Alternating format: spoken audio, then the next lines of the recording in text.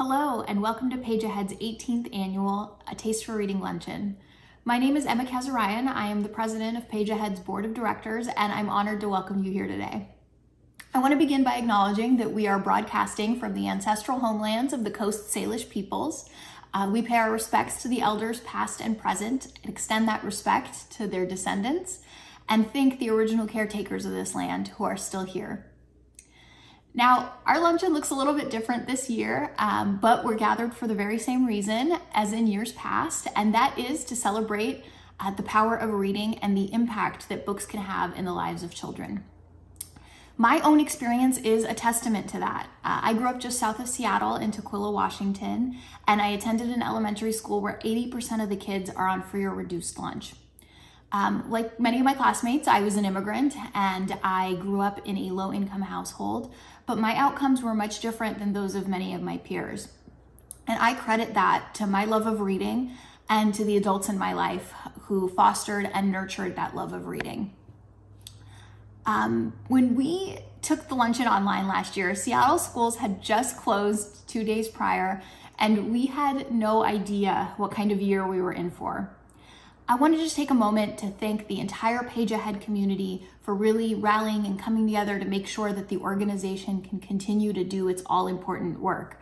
That's Page Ahead's staff, volunteers, my fellow board members, our partners in districts and schools, and everyone else who gave and supported so generously to help us get books in the hands of kids at a time when it's more important than ever.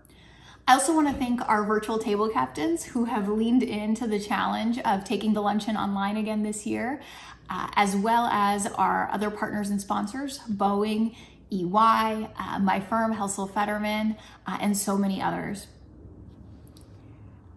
You'll be hearing from some really special voices today, children, teachers, librarians, and if you are moved by what you see and hear today, we really welcome you to make a gift at givebutter.com/pageahead ATR 2021 to help Page Ahead continue to do its all-important work. So with that, I'll turn it over to our fantastic MC, Brian Flores. Thank you and enjoy the show.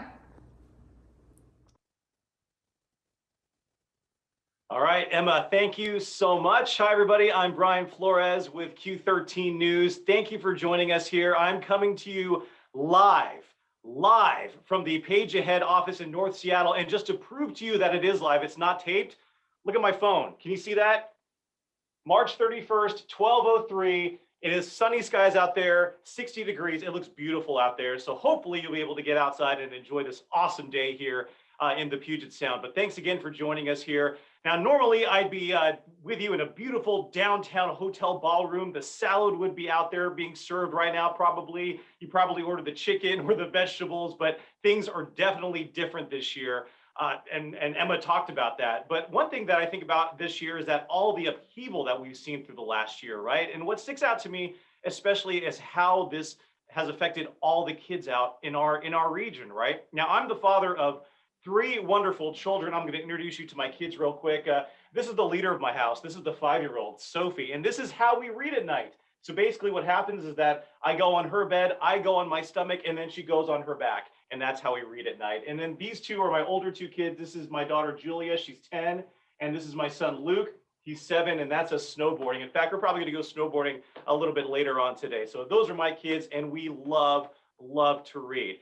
But the other thing that we're talking about, though, is that it really hasn't been easy. These smiles on these faces, it comes with a lot of hard work. It's been a struggle, and if you're a parent, you know that. The one constant that we've seen, though, is reading together, just like I do with all my kids, basically every single night. And Page Ahead's programs are designed to help kids and families read, to make sure that children, especially those in majority low-income communities, have access to the books at home.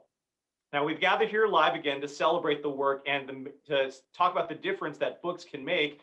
And I have to pause here really quickly to share some really amazing news. You may know already that gifts of $360 or more are being matched by our generous event sponsors and partners. So thanks to Jim and Marilyn Cook. They're longtime Page Ahead supporters. All gifts made today until midnight tonight will also be matched up to $20,000. So thank you to Jim and Marilyn. They've been so great for the past few years. And if you've been on the fence about donating, a triple match for gifts over $360 makes a very good case. Speaking of donating, you'll want to go to givebutter.com/pageahead ATR 2021. I'm going to read that again.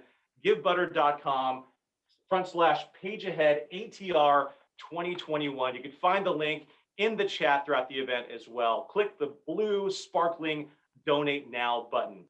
There are two ways to give online. You can make a one-time donation, say of $360. That'd be great. That covers the cost of building 8 home libraries and will be triple matched, as I talked about today. So make sure one time is selected at the top and click $360 if you so choose. If you'd like to have your gift credited to one of our virtual table captains, yes, we have the table captains once again this year. You can find them in the Credit a Team Member section. To commit to a monthly gift, click the monthly option at the top. Then choose the amount you'd like to donate to Page Ahead every month. For example, $30 a month is the same as a one-time donation of $360. I did the quick math in my head, and that qualifies for all the same matches. If you'd prefer, you can give also mail a check or give through your donor advised fund. These gifts really, truly put books on the shelves and helps these kids read. Support like that is what really makes it possible for Page Ahead to build home libraries for kids even during these difficult times. Let's find out now about some of the wonderful work Page Ahead supporters made possible during this last year. Check it out.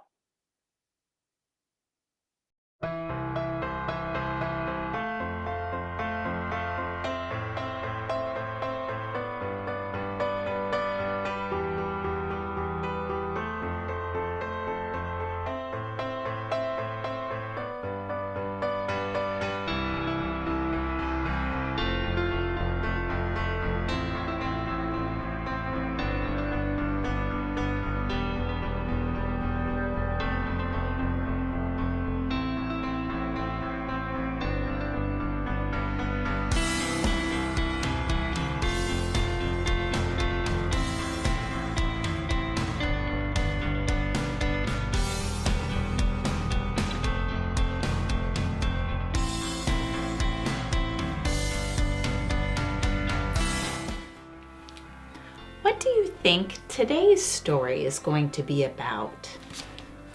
Flap, flap, flap. Can you flap your arms like pigeon?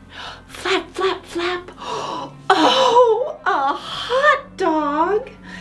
Yummy, yummy, yummy.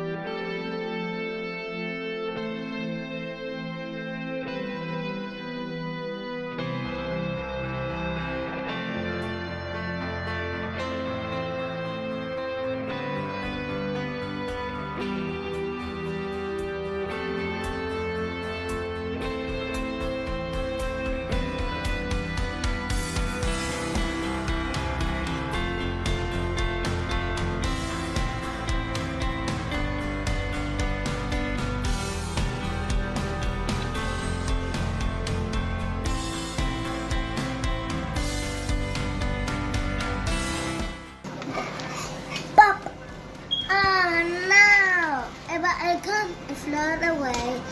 Eva and Tori half? No, Eva and Tori half, Mommy. They're going down. Okay, now, Mommy. One, Mommy. One equals 2 equals 1. The big cry. Goodness, no. Button come. Button. I think it's a button. My button. My one. Got a button.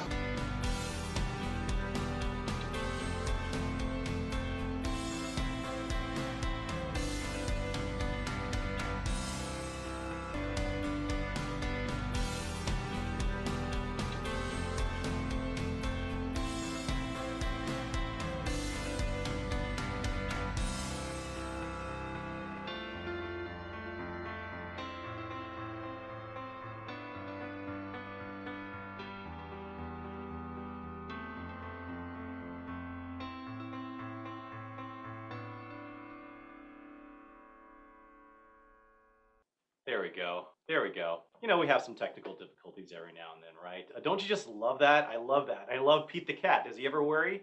Goodness, no. But that video basically shows what it's all about. I love the idea that we're turning the page to the next chapter right now. Now, I want to take a minute to thank our sponsors and partners who have helped make this Taste for Reading event happen. Thank you to gold level sponsors, Boeing and EY. Thank you so much for helping out there.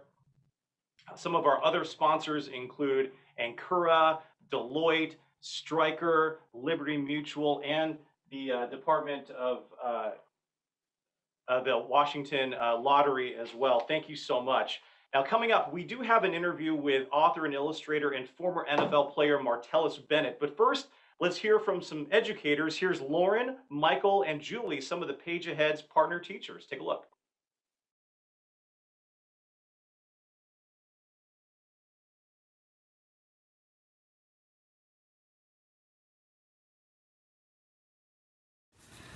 Hi, my name is Lauren Monroe, and I have been a Page Ahead Book Up Summer school point of contact for many, many years. And I just wanted to say that Book Up Summer is my favorite event of the entire school year. Seeing the kids get so excited to shop for their books in the little bookstore that I create, and watching them choose carefully as they select their summer reading books is the highlight of my year every single year. Our students do not get to regularly experience getting that many brand new books to take home. And it is so exciting to see them choose their books and then watch them get to take them home on the last day of school. Kids remember the event, they remember the books they received at the event, and they keep them forever to create their own library. Students come back the next year and tell me about the books that they've read. They remember coming the year before when they were in kindergarten or in first grade, and they tell me about the books that they read. So thank you so much for helping Page Ahead Book Up Summer. It really, really does impact students in our area to be able to have so many wonderful books to read at home. Thank you.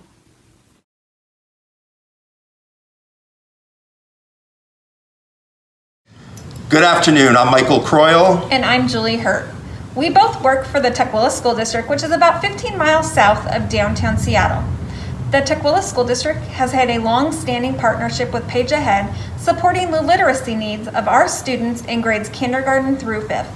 Most recently, Page Ahead stepped into action to put leveled literacy-rich books into the hands of our students when our district and surrounding public libraries were closed in the spring of last year due to the COVID-19 health crisis.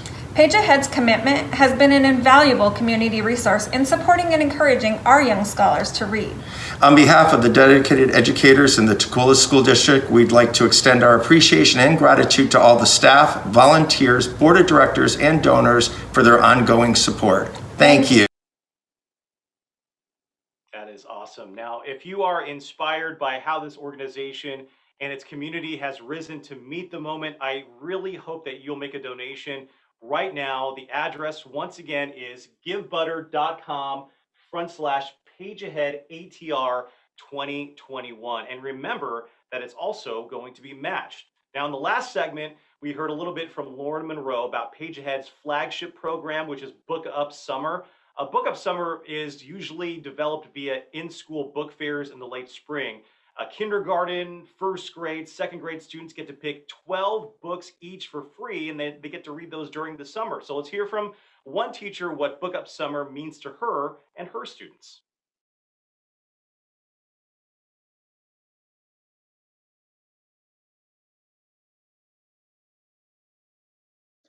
I am a huge fan of Page Ahead for many reasons, but mostly because of the excitement and enthusiasm it generates among our youngest students.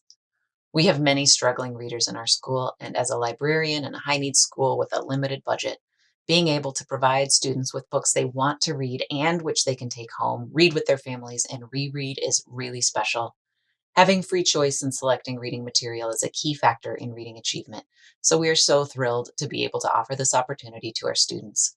We serve many families who are experiencing poverty, so buying books for their children is sometimes just not an option, and we wouldn't be able to help in this way without Page Ahead. Finding ways to close learning gaps and to help students farthest from educational justice grow academically are key goals at our school, and partnering with Page Ahead is an important way we can support families. I have had parents ask if they can have more of the Page Ahead books, and also have had students ask me at the beginning of the school year when we would be having Book Up Summer again.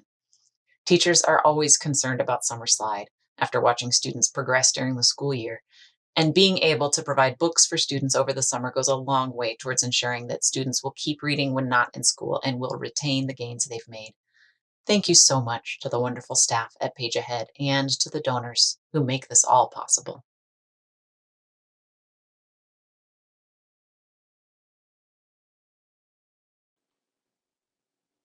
That's so great. Thank you, Wendy, for sharing that. Obviously, that video footage was from before the pandemic, as you can tell. Lots of kids hanging out with each other before masks. But isn't that just wonderful to see how excited kids can get when they get to pick books? I mean, it's just awesome. The kids light up whenever they get to pick out 12 books for the summer. It's such a wonderful program. And when we talk about the importance of book access, it's really about two things. Oh, it's important for kids to have lots of books to choose from, but whose stories are being told is also important. It is crucial that children see themselves and each other in the stories that they read. That's why they're able to connect with some of the books that they read.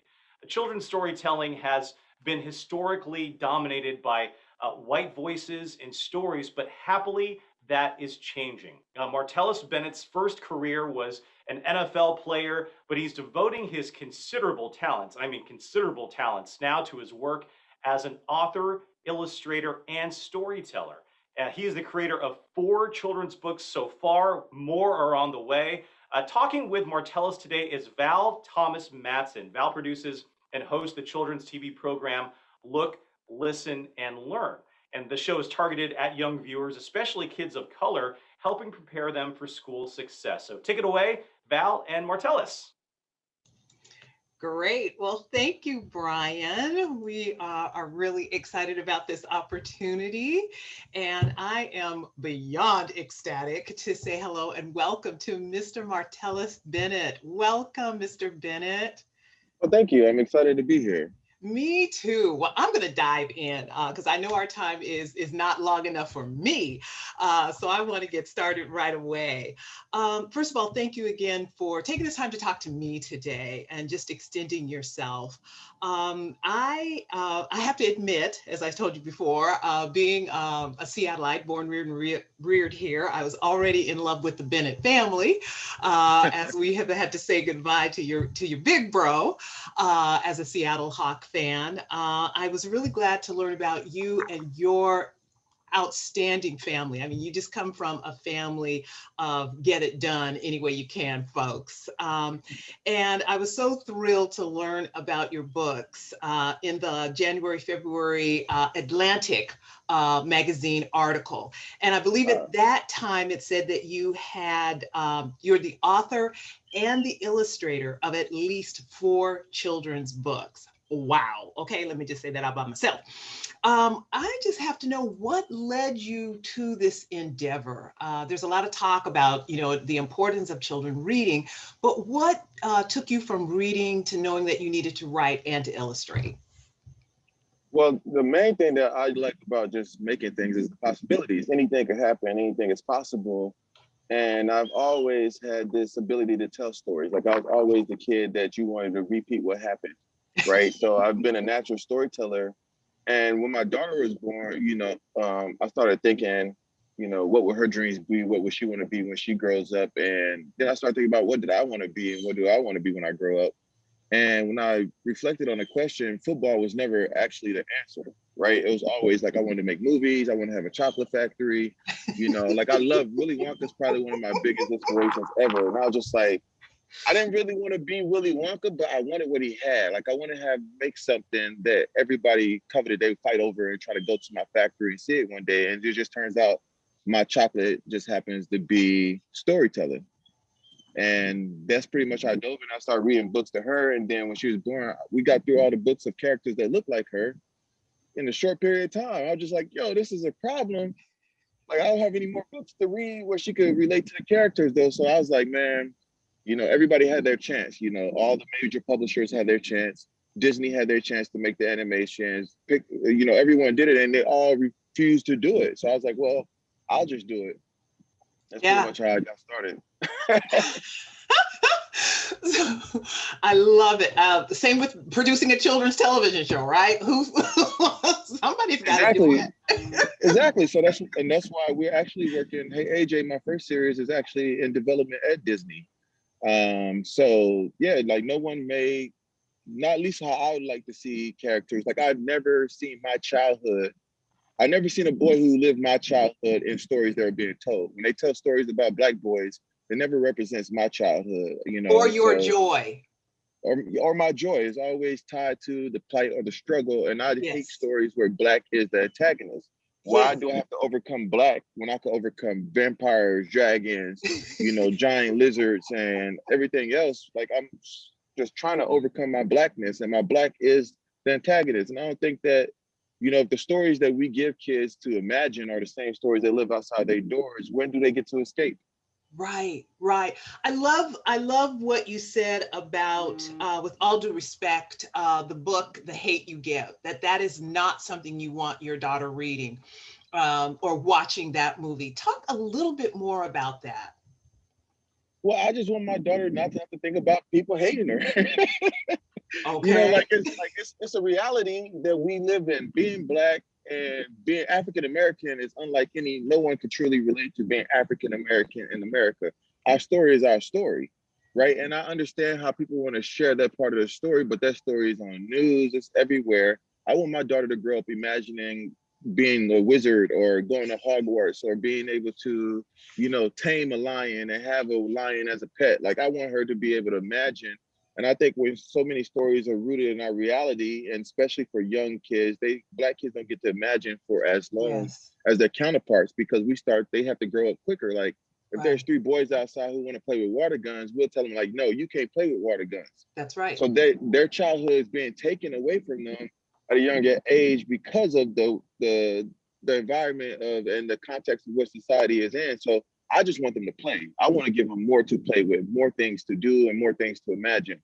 Absolutely. And I'm right there with you as well. And I love hearing about your love for Willy Wonka, because he is definitely one of my heroes. I just love that line, there's no place I know that compared to the world of pure imagination. And not only do you bring imagination in your books, but the quality and the love that goes into your books, the artistry, the sparkle. Why is that important to you? Well, I just think that like there's this huge, everyone's talking about diverse books, which I hate the term. Like they make a diverse section of books. And I think that's terrible because it groups the authors, it separates their work as being only valuable because they're diverse versus like these books are great. They should sit amongst all books, right? The problem isn't diverse books. The problem is diverse libraries. And with that being said, I believe that a lot of people try to jump in this race because there is this absence of like lots of characters that exist. Like there's no series of like a Black character that goes book 1, book 2, book 3, book 4, book 5, book 6. It's all like usually one-offs. Like usually when the publishing house puts one out, they get rid of it. But honestly, a lot of people are making books, and the books that are made for kids of color usually aren't up to quality par to me, as far as the artistry, the texture, the paper, the smell, because everybody just want to get stories out. So I don't want to only get stories out. I want to make the most beautiful books, and I have to be able to compete, because as a Black author, which I don't even like to say a Black author, as an author who happens to be Black, right? It just that like there's this low expectations for the quality of work. I think our time is coming to an end, because I've lost track of the clock, so I know it must be coming to an end. They didn't give us no we're out here on our own. I may never give it back to Brian. That's all right. He looks good just standing there. That's all right.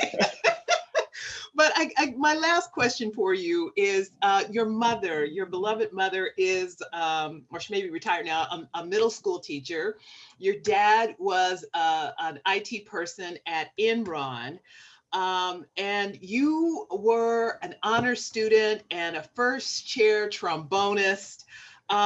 Again, you guys are just awesome. You guys are so awesome.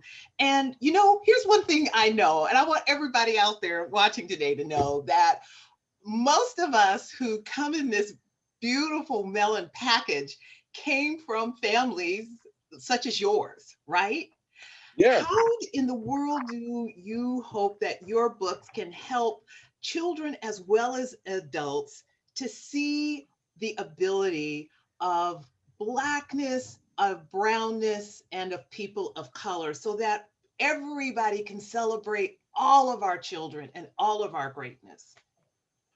Okay, so this is a lot to unpack. This is multi-layered. So yeah, so okay, so to back up a little bit, my entrepreneurial attitude and spirit came from my dad working at Enron.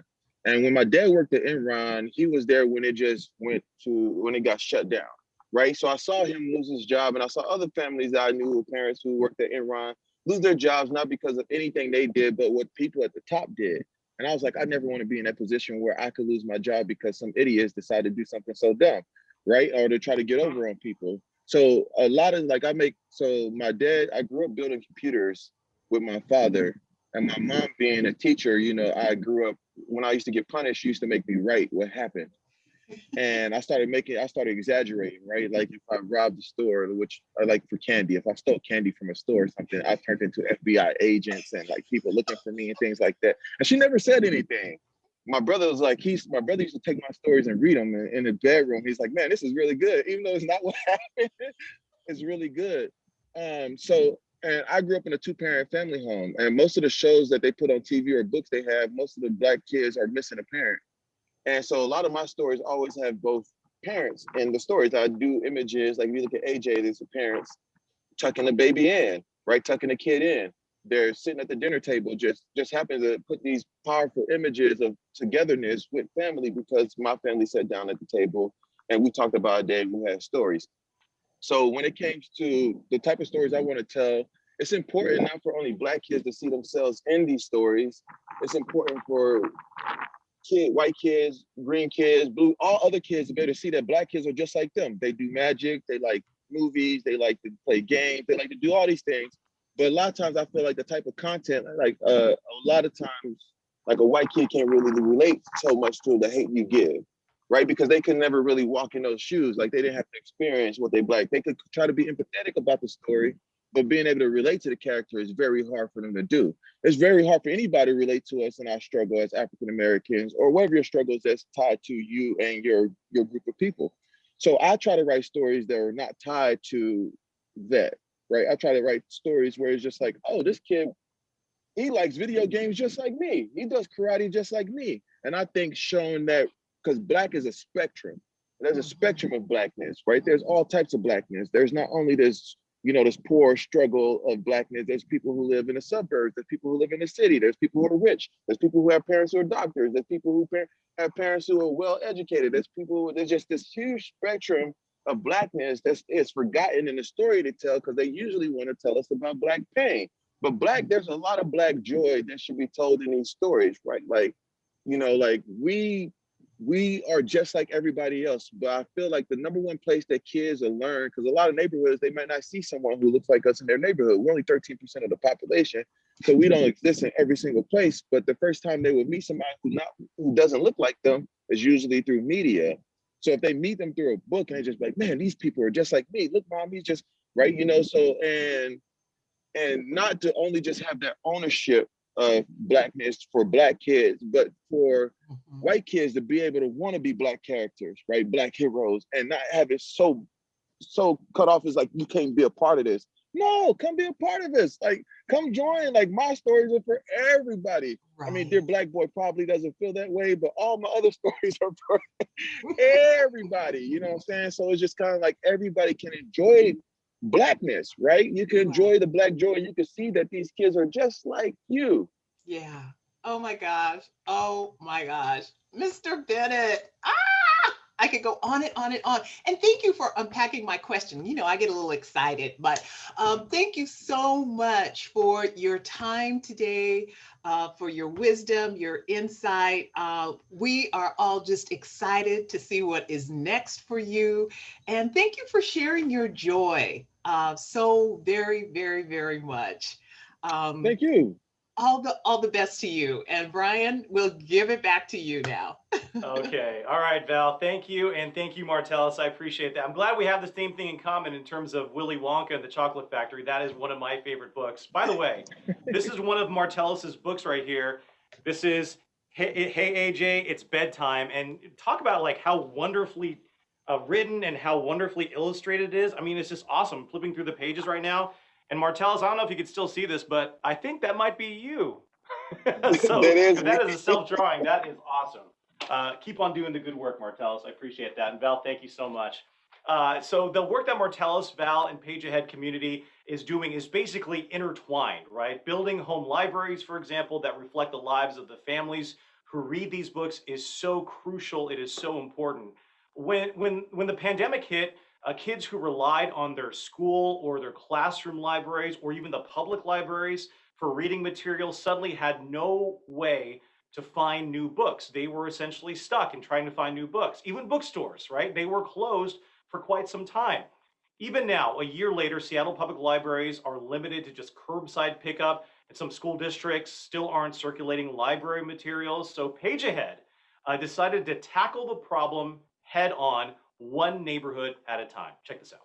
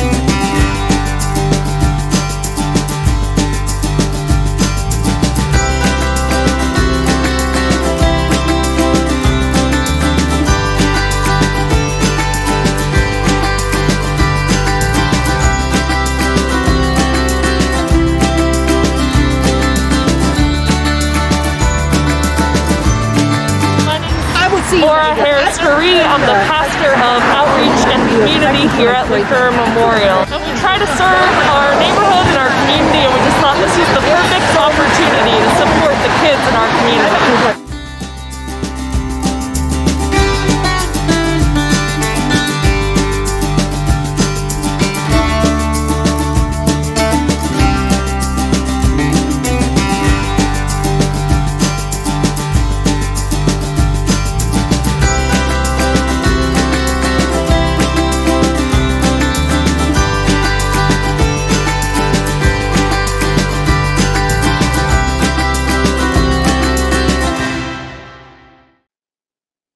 Isn't that a cool thing? Like a book oasis. Did you notice the kids' reactions when they get to open up that little door and they get to get a new book? I mean, it's just awesome. That's what it's all about.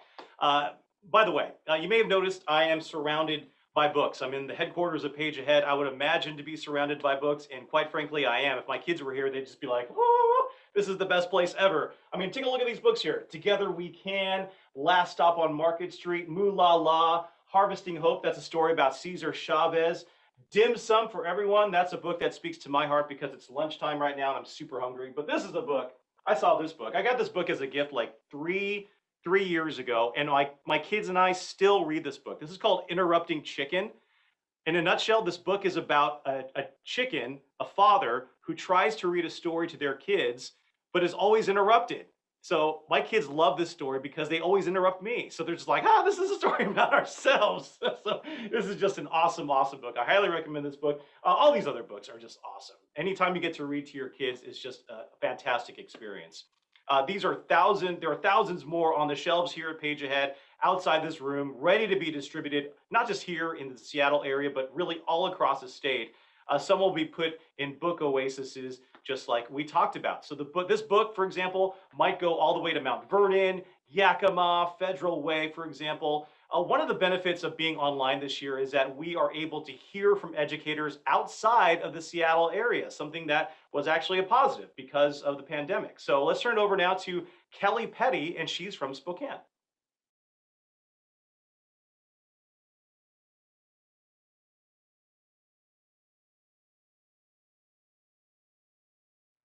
Hi, my name is Kelly Petty, and I'm the literacy coach at Logan Elementary School in Spokane. We definitely had our challenges this year because we had a virtual book fair, thanks to Page Ahead's quick thinking, the people at Page Ahead, and organization.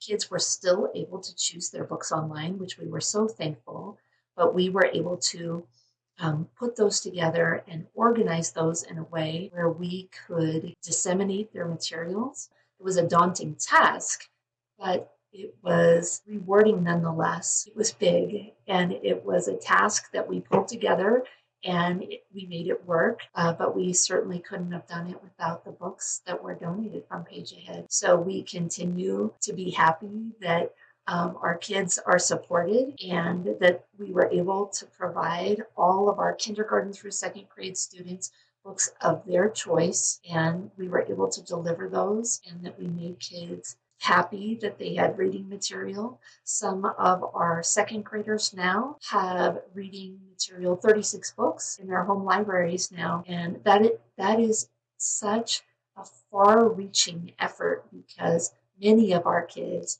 pass their books down to their younger siblings, and their family libraries grow, and they have reading materials at their home.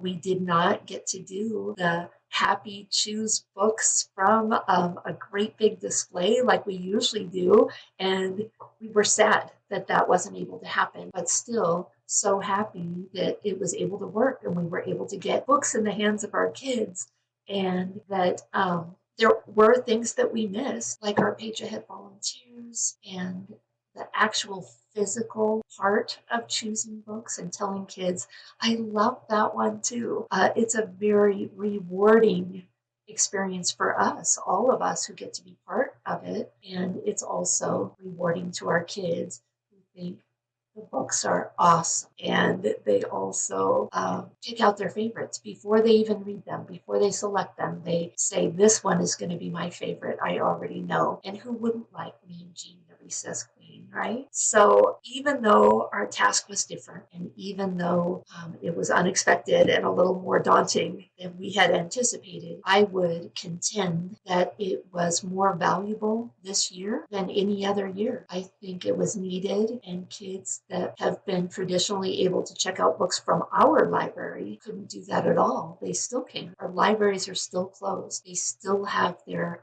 12 books or 24 books or 36 books at their home libraries, and it has been very, very challenging to get them. So this still was such a huge blessing for our kids, and so we wanted to be hopeful that next year will be better, and we'll be back to physical books with actual children and volunteers and a book fair.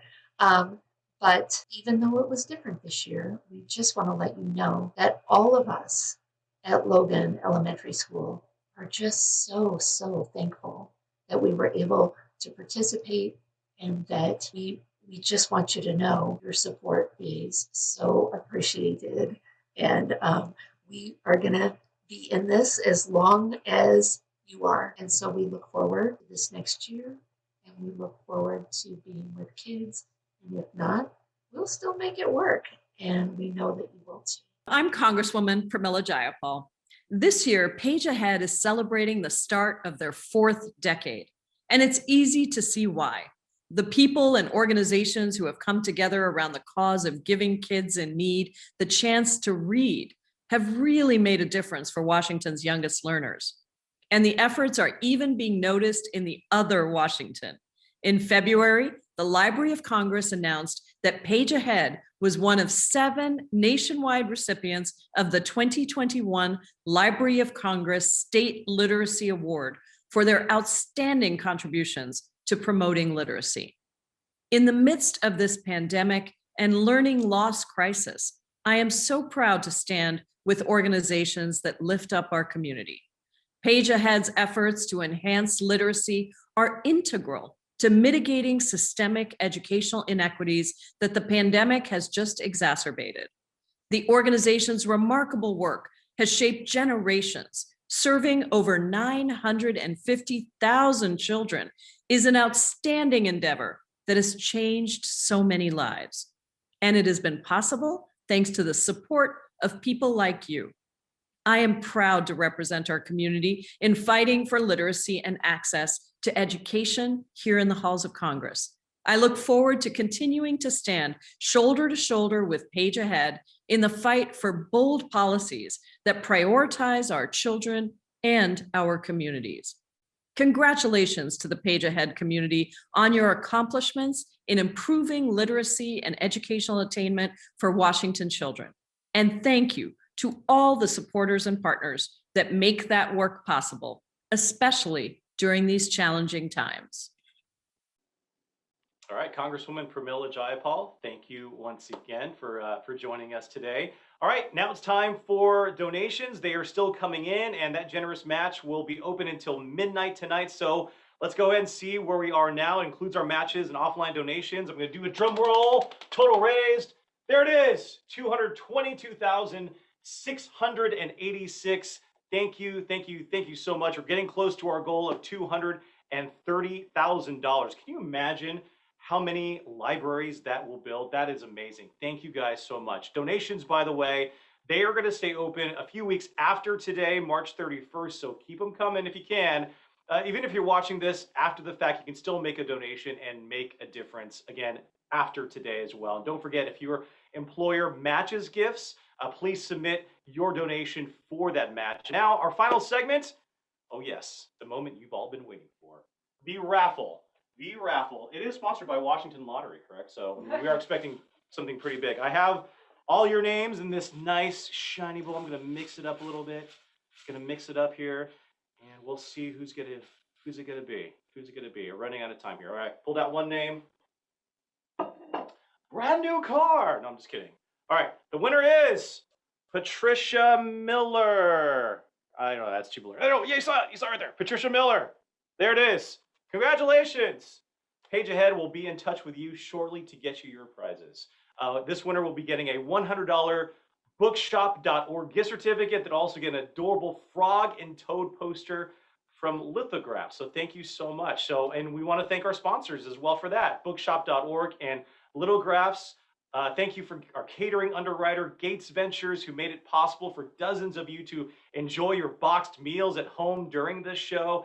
Thank you to Martellus Bennett, Val Thomas-Matson, our generous sponsors, our virtual table captains. You guys rock as usual every single year. Our volunteer meal delivery drivers, the Page Ahead staff, the board, the volunteers, and for you for joining us here today. Thank you for joining us for this Taste of Reading Luncheon. I hope to see you in a ballroom next year. We'll wait and see what happens. Thank you for joining us. Enjoy the day out there. Happy reading.